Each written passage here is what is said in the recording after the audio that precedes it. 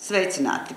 Mani sauc Indra Filipsone, es esmu figūras draugu grupas vadītāja un cenšos patēst veselīgi un arī mācīt cilvēkiem, kas pareizi būtu jāēd veselīgi, un saskaros ar to lielāko problēmu, kad cilvēks saka, ka grūti ir uz darbu kaut ko paņemt veselīgi līdzi.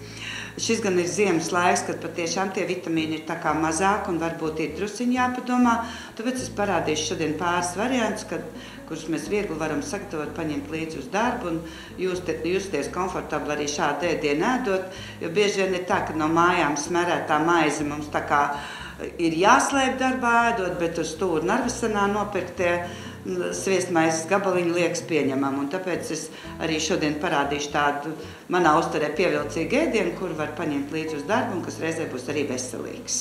Viens no tādiem ir arābu maize, kuru apsmērējam ar dzintaru sieriņu laitu 7,5%. Šādi te plāni pārziest. Uzberam šoreiz tās ir diedzētas redīsu sēklas.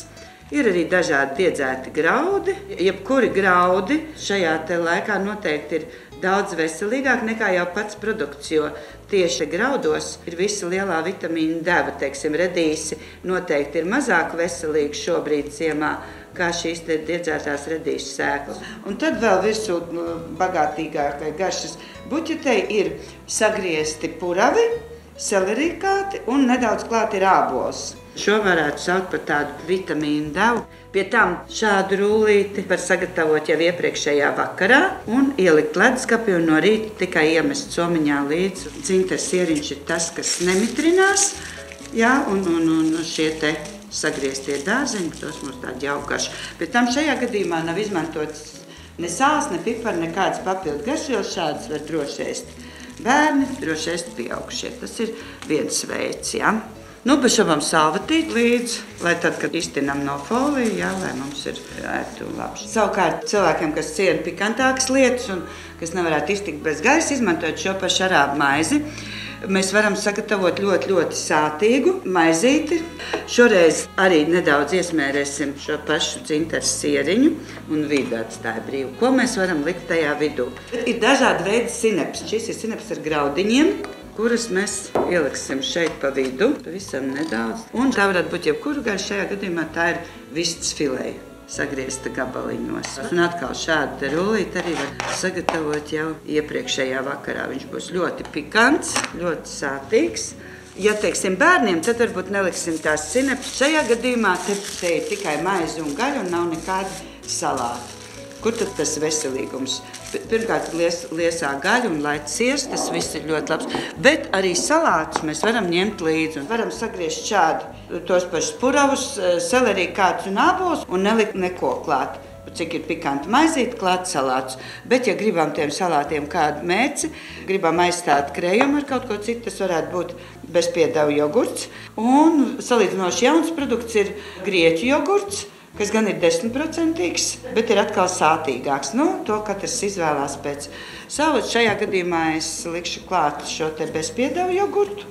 Šeit var nelikt nekādas garšvielas klāt, jo pieliekot šo te jogurtu, garšas sajauksies, selerijas, puravi un ābols, un jau veidojas ļoti interesanti garšas buķeti. Savukārt, ja cilvēki mīl kaut ko asāku, tagad ir ziemas laikā pieejams, ja paši neesam sagatavojuši garšvielas, pieejams daudz un dažādas sausās garšvielas. Un viena no tādām ir ķiploka un paprika un arī bez sāls.